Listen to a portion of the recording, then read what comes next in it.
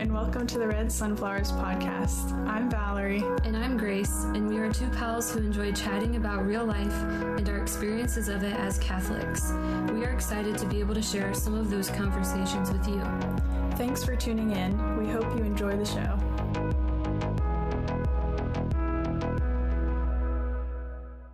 Hello, and welcome back to this next episode of the Red Sunflowers podcast. We're happy to have you, and for those of you who are watching the video version, you might be thinking, what?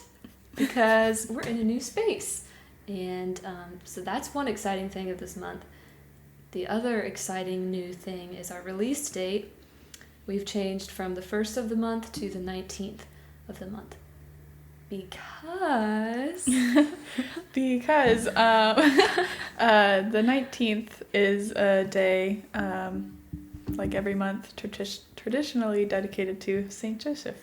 And we love St. Joseph. We love St. Joseph, and he loves us. Mm-hmm. And it's the year of St. Joseph in the Universal Church. So perfect timing. Mm-hmm. So you can expect our episodes to be released on the 19th of the month, unless we have difficulties, which is definitely possible, and I'd almost say likely, but we will try to release on the 19th of each month in honor of St. Joseph. So let's start with prayer. In the name of the Father, and the Son, and the Holy Spirit, amen. Heavenly Father, we thank you for this day, for everything that you've given us, and for everything that you do for us. We thank you for your unconditional love and mercy. I ask that for everyone listening and for Valerie and myself, that any grace that we need, that you will pour into our hearts. I ask that in a special way you may help us to understand our mission and our purpose. Even if we don't understand all the ins and outs, that we may always just trust in you and your goodness, and that you have something specific for each of us in this life. We ask for the intercession of St. Joseph and the Blessed Mother as we pray. Hail Mary, full of grace, the Lord is with thee. Blessed art thou among women, and blessed is the fruit of thy womb, Jesus. Holy Mary, Mother of God, pray for us sinners, now and at the hour of our death. Amen. In the name of the Father, and the Son, and the Holy Spirit. Amen. So, this month we are talking about mission and purpose, and so our intention, if you will please pray with us, will be for anyone, and maybe it's you, struggling with not knowing your mission or your purpose, and that the Lord will console them and help them to know that they indeed have a mission and a purpose in this life. So please pray with us in this next month. Okay. So, next I've got a question for you, Grace. Okay. And relating to our topic, because, spoiler, Yeah. Lord of the Rings will be I think a pretty big part of this episode. It will. So, goes along with that. Okay. Well, actually, two questions. One, what, not specifically character, I don't know if species is the right word, but what species do you think you are from Lord of the Rings characters? Does that make sense? Mm-hmm. Okay. It makes sense. Okay. So what one do you think you are, and what one do you want to be? Oh, man. Well, okay. Already it's narrowed down to two. Mm-hmm. It's either an elf or a hobbit. Same. Yeah. Yeah. Oh, man. I don't... My gut instinct is that I'm more of an elf, but I want to be a hobbit. But I don't know. I don't know. Yeah. What about you? And also, Yeah. I'm curious what your thoughts are on me. Yeah. If you've been thinking about this. Yeah. My thoughts are I want to be either an elf or a hobbit. I haven't decided which. Mm-hmm. And then when it comes to what I am, I've like thought about it, but I haven't come to any conclusions. Yeah. I'm not really sure. I think you're a hobbit. You think hobbit? Yeah, I do. Okay. Yeah. Okay. Originally, I think I would say... I was mostly just thinking about this earlier, so it wasn't like I have spent a long amount of time reflecting upon. Yeah. In my prayer, Lord, reveal to me what character Grace is. And then what character I am. Yeah. Super important. Super, yeah. But I can kind of see you being a mix of a hobbit and an elf. And like, I definitely see many elf-like qualities in you. That I don't know which one, but kind of a mix. And maybe leaning a little more towards elf, but I don't know. Yeah. I don't know. We are going to have to think about that more. Yeah. Maybe next month we'll have an answer. Yeah, and maybe that's what the next topic will be. Yeah. It'll just be like a full analysis of why you are who you are. Yeah. That's actually a pretty good idea. It could be about being yourself. Yeah. Things to think about. Yes, things to think about. That's a good question. Okay. Yeah. That was your 2? Yeah. Got it. Okay. Yeah, so what do I want to say? Disclaimer? I don't know if that's the right word. If you have not seen The Lord of the Rings, I have a few things to say to you. Here comes the sass. Well, first is a little bit of a warning and a caution. Maybe don't watch this, or I'm gonna try to not give like super big important things away, but maybe stop, press pause, go watch them, and then come back. Watch all of them. It'll take about 2 days with no bathroom or food breaks. 2 straight days. So that's clear your schedule. Yeah. Only a smidge. That's a little dramatic, but they are very long, but it's so worth it. It is worth it. So, which, should we talk about what happened? What was revealed to me before we hit record? Valerie and I had watched these movies together. I watched them first, and then I had her over and we watched them together. Just a few minutes ago, I found out that she didn't like them all that much. Just a few minutes ago, and this was last Christmas. Last Christmas. Christmas 2019. Yeah.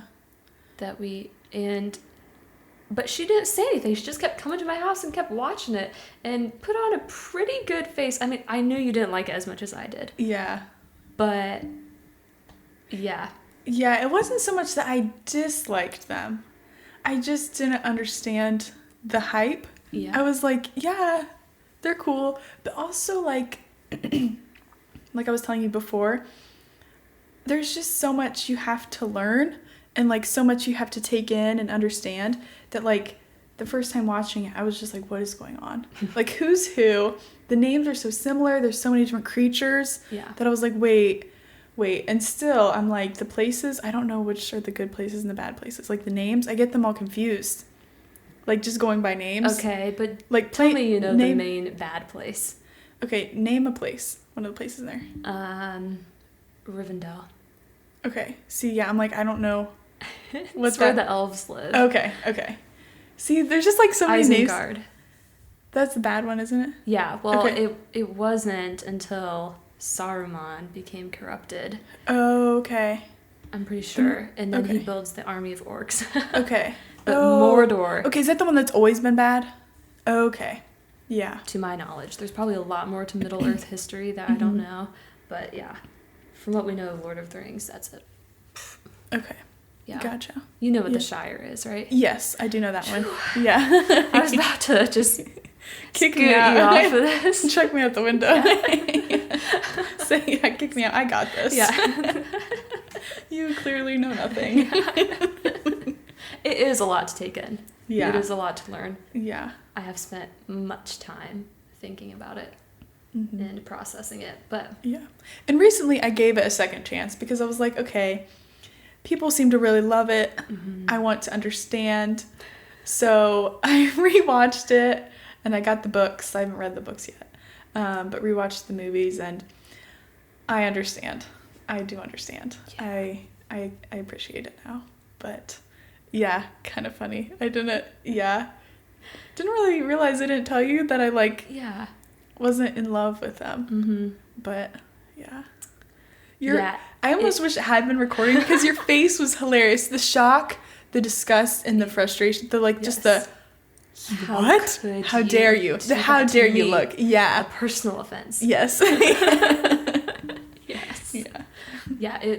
It almost did something very drastic to our friendship, but it's okay. We're still here. We got through it. I think, it's been settled. Yeah, I think so, maybe. Yeah. Okay, so the first thing, going back to, brain firing. So first of all, if you haven't seen it, we will continue talking about some things about it. I'll try to not give anything major away, but if I do, it's not my fault because I just warned you that it could happen. 2 is, what are you doing? Why haven't you watched it? That's all. There was the sass. I knew that was coming. Yeah. I knew it was coming. So, okay. So do you have any other thoughts on that? I don't think so. Okay. Yeah. Let's just dive right in. So, when I was thinking about mission, I was kind of thinking about it as like a process. Like there are steps, not necessarily like chronological steps, because you could, go back and revisit this step or whatever, but just kind of like a process. And relating it to Lord of the Rings just made it all the clearer. Mm-hmm. So here we go. Step 1 is first, pretty obvious, like there has to be a recognition that there's a mission. Like you have to recognize that something is there and that something needs to be done. Pretty straightforward. Mm-hmm. And we can see that in most of these happen at the Council of Elrond. Do you know what that is? Sorry, I'm going to talk to you like a child now. Yeah. Is that where they're meeting all the different species to... Yeah. Okay, yes. Then yes. Okay. Yes, in Rivendell. Yes, okay. Yes, okay. And so they're all sitting around. For those of you who don't know, I'll try to kind of explain. You have all these different... I don't know what they're referred to, but I'm going to call them species of people that gather together for this meeting because there's an issue that's come up. There's evil stirring and there's a problem. And so that's kind of where step 1 kind of starts, is there's a recognition that something is not right and something needs to be done. So then the next part, also pretty straightforward, someone needs to do it. Mm-hmm. This isn't just going to happen. It's not something we can ignore. So step 2 would be recognizing that it's been entrusted to me, or entrusted to the self, whoever you are. So this happens, if you can recall, when do you know what I'm talking about? Frodo jumps forward. I'll do it. Right? Well, so that's the commitment stage. Oh, okay. Okay, getting ahead. Getting ahead. Okay. So where I'm thinking that would be is when, like they start fight, especially like the elves and the dwarves start fighting during that, because they're like, whatever, who's going to take the ring and whatever. Also, I'm realizing this is probably really confusing if you have never seen it. Basically, there's an evil ring and it needs to be destroyed. And so at this council, they're trying to figure out who is going to do it.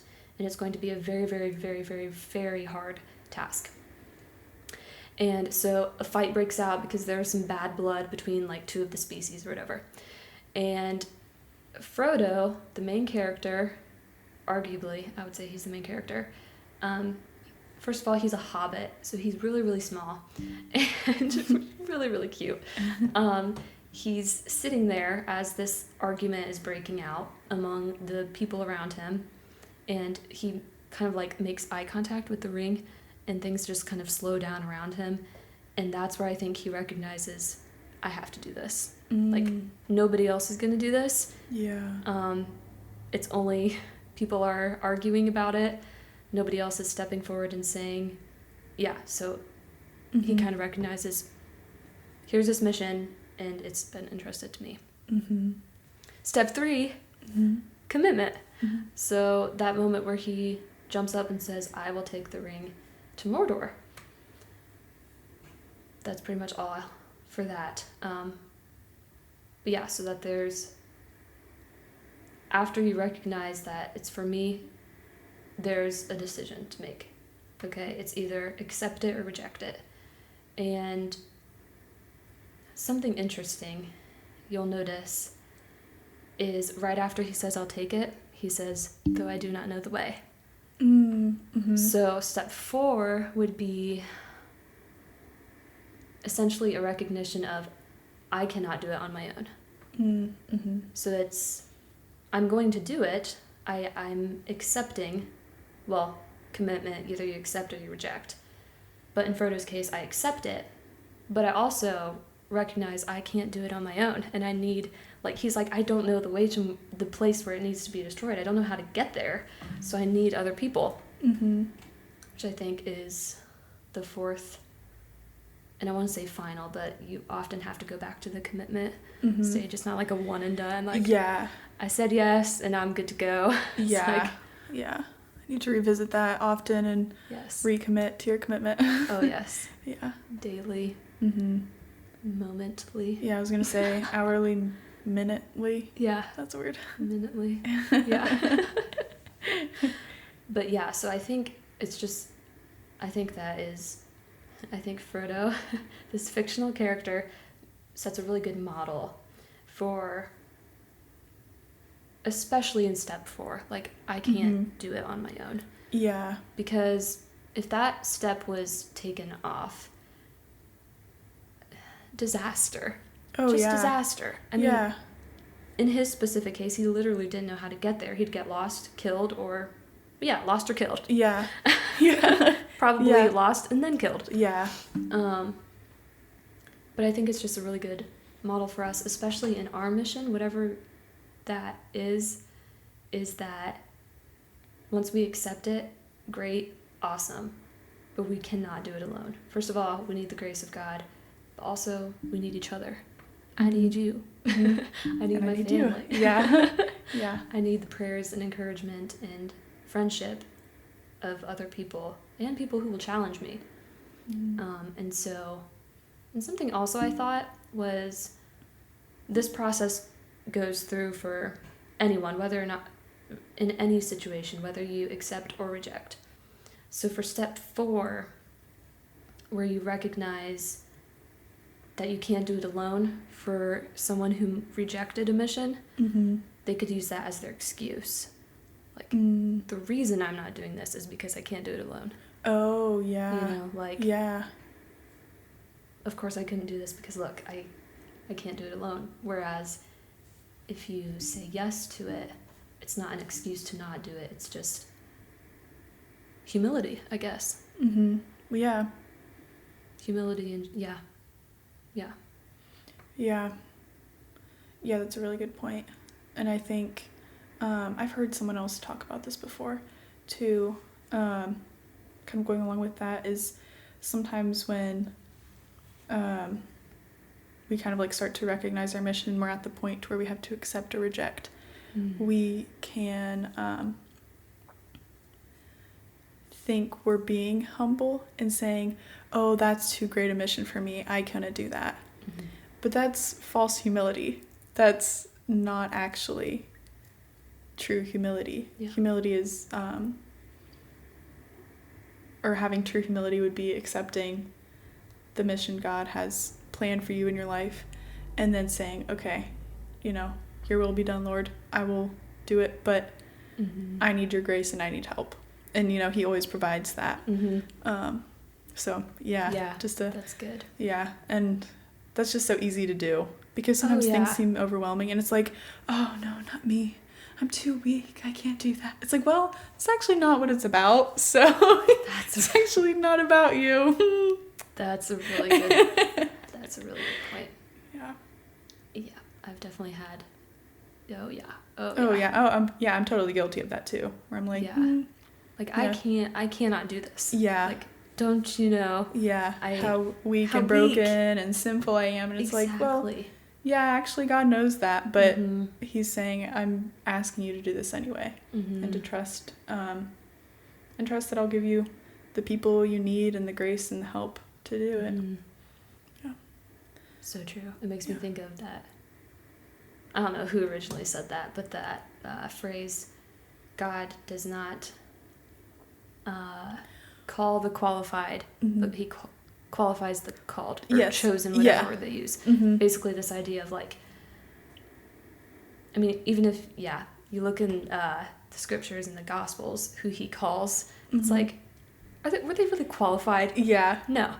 Until he called them, and then he made them qualified. So it's just this idea of like, it's not about my merits or my intellect or any other thing that's going to allow me to be called. It's accept that I have been called because I have a loving Father who has a mission for me, and to trust that he will qualify me, even and especially where I'm lacking, and to rely on him. Yeah, and there's this is going to be a really rough there's a line in scripture, it's pretty well known, of his, like, basically I think it's St. Paul talking about something about strength and weakness. Do you know what I'm talking about? I'm like struggling to recall the actual. I boast in my weakness. Is that what you're talking about? No, there's something else. I didn't think of it until now. I should have looked it up. I can't recall exactly. Okay. But essentially, again, kind of going with this, like, we think because of our weaknesses we can't do something. And so we'll have this false humility and say like, oh, I'm too weak for that, or I'm too this or too that. And it's like, actually, I think a lot of times that's why God calls us, because then he can really show his glory through our weaknesses, because it's like, oh yeah, I definitely couldn't have done that on my own. Like, I know that everyone knows that, so it had to be God, that it's like he sometimes picks us for our weaknesses. Oh yeah. Which is a strange but really cool thing. Really, really cool and really beautiful thing. Yeah. It's like, imagine like, this thought just popped into my head. When people, like in gym class, when they have you choose teams, which, by the way, probably not a good idea. No. Any gym teachers watching? Yeah. PSA, don't do it. Yeah, PSA, don't do it. But it's like someone picking the smallest, shortest, like most unathletic person to be like the captain of their capture the flag team or whatever. Yeah. That's what God does for us. Yeah. That's awesome. Yeah. And that's reflected in Lord of the Rings too. Oh, yeah. Because the smallest, weakest, most humble being is the one that's chosen to carry out this huge, huge task with coming face to face with evil on so many different levels and so many different times. And carrying out this great mission is someone who is small, which also makes me think of Saint Therese, who's right behind you. Yeah. Yeah, all about being little, because that creates all the more room for God to do his work and carry out his mission in you and through you. Yeah. Yeah, and it just makes me think like I'm getting a visual in my head of like, how many times, because Frodo and the hobbits are really small, how many times they're like literally physically carried. Yes. Because like they're so small, their legs just can't keep up, so they're like actually carried. Just like, yeah, God does that with us. Yeah. Just has to pick us up and carry us around. Yeah. because, yeah. Yeah, that's really cute. Yeah, like picturing them on a mountain. I don't know which one. Yes. And it's really snowy. Yes. And so, like, they can't walk through it because they're too small. Mm-hmm. So the other ones have to carry them. Mm-hmm. Yeah. Oh, yes. Yeah. Oh, yeah. It's good. And it's not something to be like, I guess maybe something else to think about, like, it's not something to be upset about, I guess, and maybe looking at your own weaknesses or your own incompetencies. That's a word, right? Incompetence. Maybe something. C's. Yeah. Yeah, I'm not sure the plural of that. But. Okay. That... Oh, lost my train of thought. But basically that it's not something to be upset about, but to acknowledge, okay, yep, I'm lacking, it's fine, God will fill me up. Like, if he's entrusted me to a mission, don't you think he's going to give me the grace I need to carry it out? Yeah. Because ultimately it's his mission. You know, if you give everything over to God and entrust your entire life, your entire being, your entire self to him, it's his work through you. Mm-hmm. And trust me, I'm speaking as much to myself right now as anybody else, as I'm speaking to anybody else. Mm-hmm. Because, yeah, here recently, I recognized that I was leaning way too much on myself in a situation. Mm-hmm. And it caused me, I mean, it was just bad. I felt terrible. Mm-hmm. And it wasn't until, like, yeah, either, like, when I was in sort of the thick of it or, like, towards the end that I realized, well, maybe part of why this is so hard is because I'm trying to depend on my own abilities, my own ability to do the right thing, my own ability to have this virtue or whatever. But, and I'm curious as to your thoughts on this. Mm-hmm. How do we stop leaning on ourselves too much? Like, I get it in my head, but practically speaking, I'm not entirely sure what to do. Besides, like, pray, like, Lord, help me to lean on you more. But I think my default is, like, Grace, you try to figure this out. Like, think about it and drive yourself crazy trying to figure it out. You know what I'm saying? Yeah. Yeah. That is a very good question. And something I've had to think about a lot. Because I would definitely say my default is, I need to figure this out. Like, if I just think hard enough, then I'll be able to figure it out. Oh, yeah. Yeah, which is, I think, a pretty common thing. Yeah. But I kind of have two things in my head. One is, this is something someone had, like, told me before that I'm like, oh, that's a very good point. They're like, there's a difference between thinking something through and praying. And I realize sometimes I'm like, oh yeah, I'll pray about that. But really what I do is I just end up thinking about it. Mm-hmm. And it's like, it seems small, and it is, but also it's very big. Mm-hmm. Of, like, kind of when you're starting to think about something, to invite Jesus into it and be like, give me clarity in this situation. Mm-hmm. And, like, make sure, be intentional about making sure it's actually prayer and not just me figure this out, but like, Jesus, show me what I should do. So that's one thing, but I know you said besides prayer. So I think, I know this is definitely for myself. I'm like, I want to figure it out. I want to have a plan before I take action. Oh, yeah. But I think a really important thing that I've been having to learn, and I'm still learning, is that it's, like, at a certain point, you kind of just have to say, okay, I'm going to just start trying things and see what happens, and trust that if I mess up, God can work with that mistake or work with that misstep, and it's not going to ruin his plan, We're not that powerful. Yes, even our biggest. Yeah. missteps or whatever. Yeah. And I think a lot of times when you start like sometimes just like that first step is so hard. But kind of like once you start taking steps, then you can kind of like almost, how do I want to say this? I think I'm like a pretty visual person. So I'm like imagining this, like, okay, I'm taking steps and I'm having Jesus beside me. And as I'm doing things, I'm like, okay, does this seem good? Is there any issues here? Like just kind of doing both, taking steps and praying as you take those steps. And trying your best to trust in him the whole way.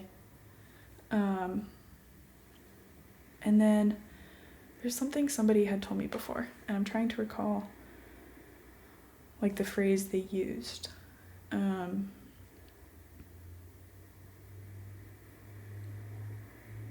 I don't know that this is the exact words they used, but I think it'll get the same sentiment across.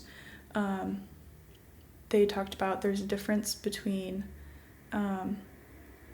having clarity and having certainty. And they said, we often want certainty, but we need to be accepting of clarity. Where it's like, generally I kind of, have a general idea of where things are going, but also I'm kind of open to it being changed a little bit.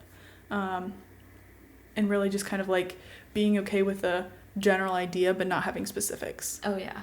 But certainty is where it's like, I need to know when, how, who, and I need the details before I can do anything. Down to the minute. Yes. Yeah.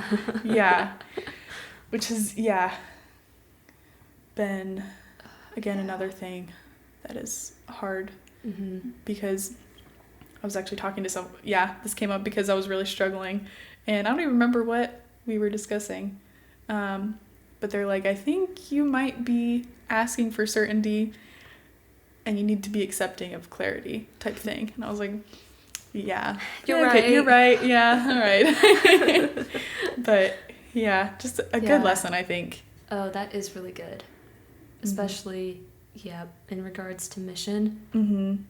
I think it is a major grace that God does not show us everything that he wants for our lives or everything that encompasses our mission. Like, okay, Grace, here it is. Here's all of it. You gonna accept or reject? Because, well, I'd probably say no. Oh, there's same. a great possibility that I would be like, no, can't do that. Too hard. I'm too weak, too incompetent, all of these excuses, which are kind of a reflection of relying on myself too much. So there we go. And then also you see that with Frodo. If he would have known everything he was going to go through. Yeah. I mean, he's a great character and he has a lot of character. Yeah. But would he have said, I'm going to do this? I don't know. He'd probably seriously think, I cannot. Yeah. I cannot like, there's do no way. That. Yeah. Of all of these other people who are so much stronger or faster or whatever, there is no way I can do that. So I think it's a good thing that we don't get all the details. Oh, yeah. As much as we sometimes want them. If we did, we'd probably die. Yeah. If we did get them. Yeah. For sure. I know that was kind of, thinking that as we were, as well, that, I mean, you think about, I'm like trying to think of an example. Let's just use this podcast, for example. Oh, yeah. I mean, things have fallen into place. Oh. So just amazingly and providentially, one may say. Definitely.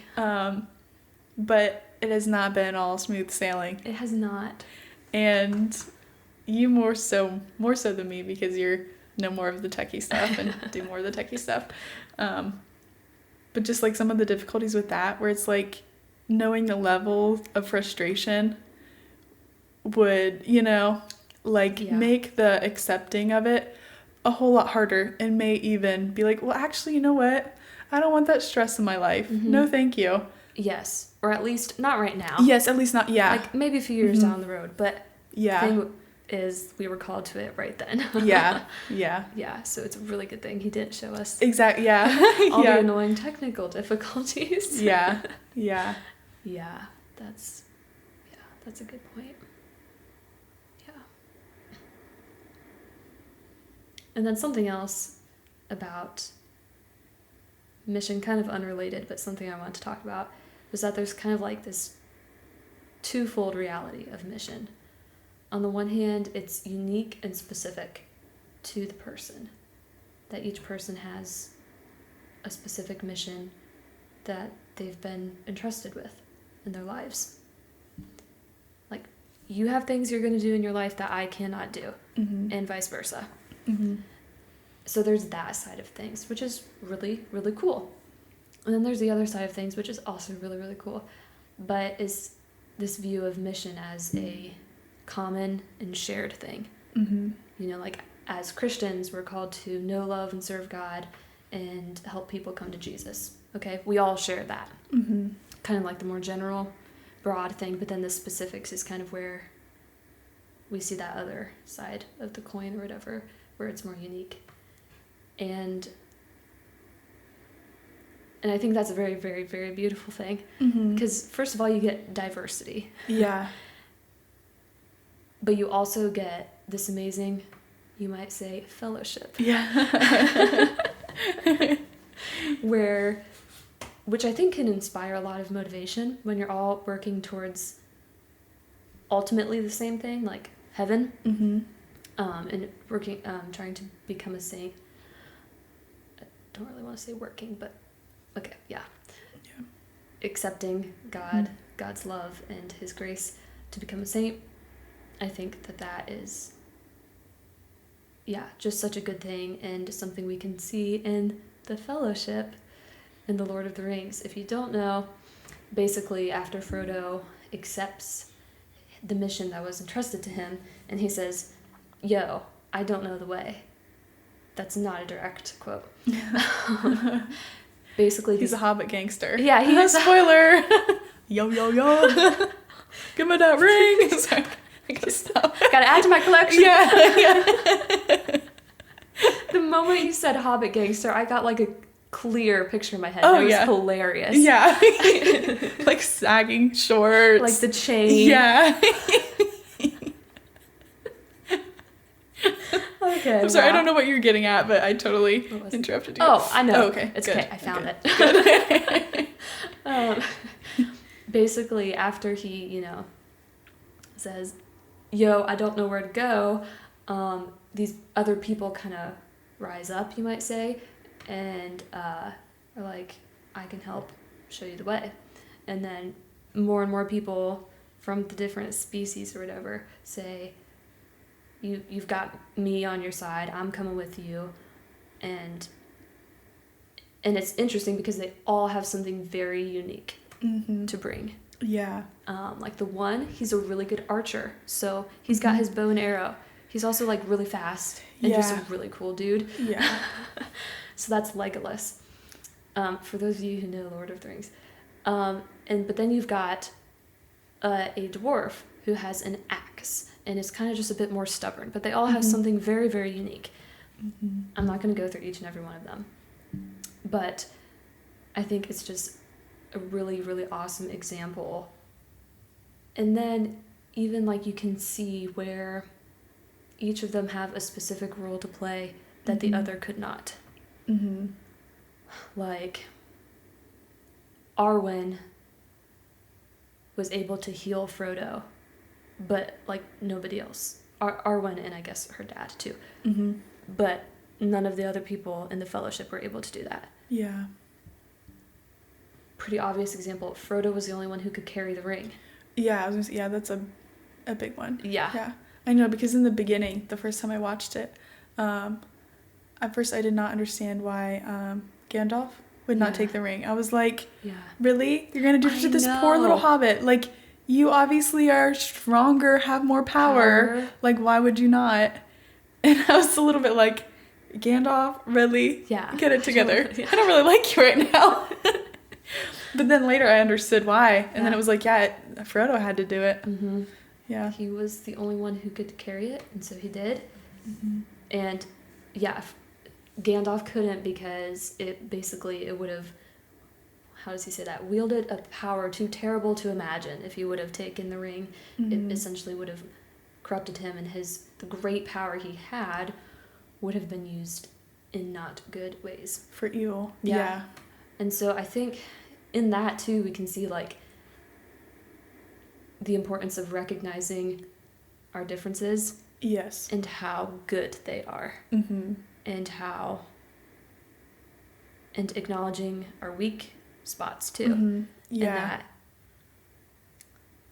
like, it's okay to be sad in your weakness, but to know that there's someone else who can fill that. Yeah. Or the grace of God if he wants to give that to you. But yeah. So I just think it's a really cool example in those movies and in the books of mission as a specific thing for you, but then a collective, common, shared thing for all of us as Christians. And it's super epic. Mm-hmm. Yeah. That's very cool. Yeah.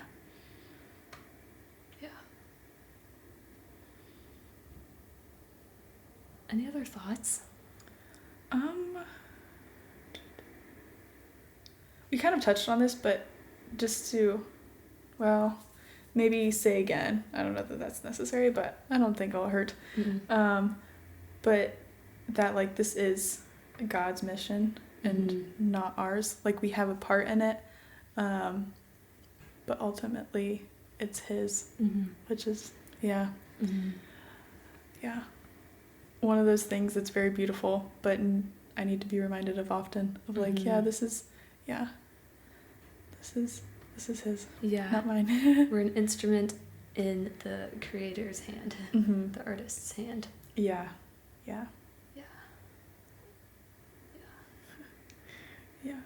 I was talking to someone before this about our podcast and podcast episode,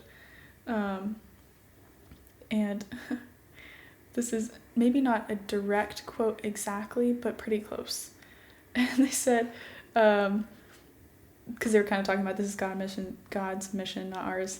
And they're like, yeah, this is God's business. We just hitch our trailer to his. Like, he takes care of it. We just kind of, which just kind of made me laugh. And I was like, that's good. Yeah. That is good. Yeah. And a great example, I don't have like an exact specific verse or anything, but like the Acts of the Apostles, all about mission. Loaded with mission. And I was kind of just looking through here beforehand, kind of hoping I could find one specific line, but it's all good. So I didn't pick out one. Yeah, but this one thing did stick out to me. It's like the title of a section or a chunk, I don't know what you want to call it. But the title is The Mission of Paul to the Ends of the Earth. And I was like, So that, yeah. And then, kind of then interestingly too, is after that, like right underneath that, it says Paul and Barnabas separate. So like the beginning of Paul's mission to the ends of the earth starts with Paul and Barnabas separating. So it's just kind of like it's like not something you would expect to be at the start of a mission, but obviously that's what God needed to happen for them to complete their missions. Just, I don't know, it's kind of interesting that I'm like, I don't know, just the idea that it's like, you think starting a mission, it's going to be like, all right, smooth, everyone together, smooth, happy, all right, let's do this thing. But it's like, this one started with, because it says, so sharp was their disagreement that they separated. So they actually got into a little fight and then went separate ways. But God's will was still done, Yeah. you know? So it's just... Which yeah. also happens in The Lord of the Rings, where the fellowship has to separate, has to break up. That's true. And it's really for the good of each of them, and also for the good of the mission. Yeah.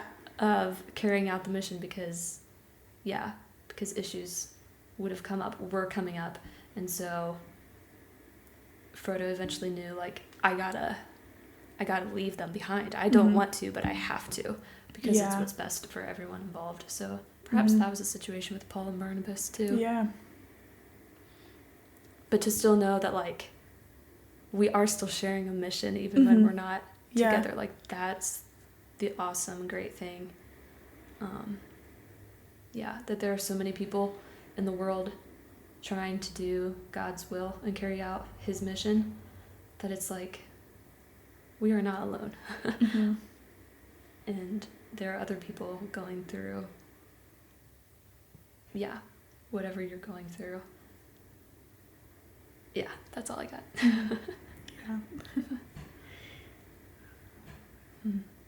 What was the name of that? Oh, okay. Yeah. Can you read that title again? The mission one? The mission of Paul to the ends of the earth. Yeah.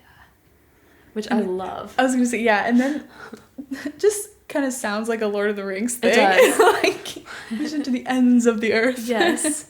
Yes. Oh, yeah. And because I think recognizing that, allowing God to take the reins, your mission will extend to the ends of the earth. That these things, like, even the smallest things, I guess we haven't gotten into specifics, like the everyday things, but like choosing to help someone at work or in school, or just the smallest things, how they can have a massive impact.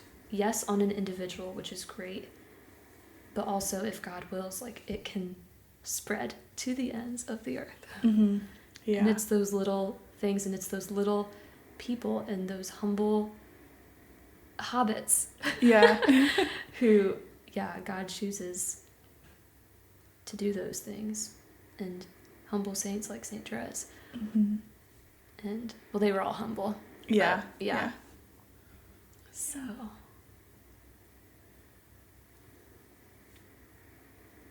Final thoughts? I think that's the second time I asked you that. Yeah. Well, it's kind of funny. I actually had on my list, so today, so today when we're recording, it's the feast of Saint Agnes. Yes. And the homily at Mass today, the priest was talking about Saint Agnes, and like, she was a martyr, and he's like, was just talking about her and some of like the other martyrs, and like how they're like, we just don't know much about them, and like, not to downplay martyrdom in any way, shape, or form, but like their lives and what they did sometimes was so simple, but it's just like the fruit of it, and the power and the beauty is just like incredible. And obviously martyrdom is not a simple or easy thing, but that it's just like, I'm not wording this well, but it just kind of struck me that it's like, sometimes things are mission. We can often think like, oh, it has to be this big, huge, elaborate thing. I need to change the world. I need to, fix all the, like pick some huge, big problem to solve. But it's really just, it can be so simple, and just saying yes, and just accepting whatever the Lord has planned for us. Really, I think simply is what mission is. It's just like, God's like, here, this is what I'm asking of you, and we say, yes. Yes, then, Lord, yes. Yeah, and we accept, and then we trust, and look for those other folks that are going to help us out. Or he'll bring them to us. We don't really have to look for them. He brings them to us. But have faith, take heart. And something also I think that is important to recognize is that, let's just be honest, we don't always want our mission. Like oh, yeah.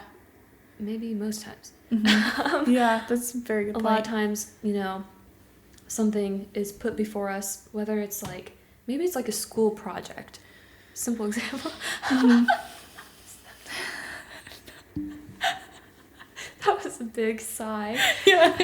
And your eyes were just like, uh-huh. Yeah, I feel that one. That hits home. Yep. Yeah. Or maybe, yeah. So just as an example, but it could be anything. Sometimes we're like, yeah, I don't really want this at all. But I think, and kind of what you were talking about with Saint Agnes, is just this profound faith. Like you said, we don't know much about her, but what we do know is that she was faithful, and she had faith in God, and she trusted in him. And it's a simple thing, not necessarily an easy thing, but, and you know, we see this in Frodo too, when he is talking to Gandalf and he's like, I wish the ring had never come to me. I wish none of this had ever happened. He's pretty much saying, take it back. Like, I do not want this mission. It's horrible. But Gandalf has some words of wisdom, and I'm not even going to try to directly quote it, but essentially saying, it's not really for us to decide, but, you know, what we've been given and what we have to do.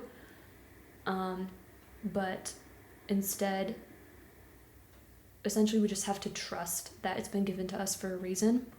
And the reason is not because we have everything that it takes, because obviously we don't, but just to trust that there is a purpose to the mission.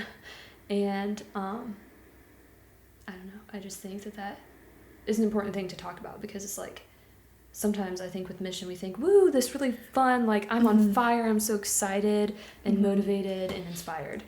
But most times, most everyday things, it's like, no. Yeah. No. But just to believe and to take heart that through the grace of God you can do it, and that it is significant, it is important, especially when you offer it back to him, especially if it's a difficult thing and if it causes suffering, just to offer it up and to trust that there is a purpose for it, because it's not always hunky-dory. Yeah, that's a good point. Yeah. Cool. Cool. Well, I think that's one last, since we haven't quoted the catechism, which we don't have to. You brought out the Bible, which is good. Yeah. I just gonna said, read this whole chapter. Yeah. There's lots of good things in there. Yeah. What is it? Acts. Acts of the. But that one. The title where Paul. Well, yeah. The mission of Paul to the ends of the earth is Acts 15. 36 through 41. Sweet. So, yeah. Sweet. But there's like, basically the whole thing is just about mission and all these different, the apostles' missions. Yeah, and you can really see yeah. Yeah. I don't remember what I was saying. That's okay. And my encouragement would be, and I need to do this myself, to try to see the mission in your everyday life, because it's there. I think sometimes, like, it is good to have like dreams and big goals and stuff, but to try to pinpoint those moments in your everyday life, whether at work, at school, with your family, whatever, where there's a mission, and maybe that mission is to just smile at the person sitting next to you who maybe you don't want to smile at, or asking your sister how their day was, or whatever it is. That is a mission, and that is important. So maybe just to kind of look at your own life and ways in the areas in which you've been entrusted to showing the world the love of God by his grace and by his strength.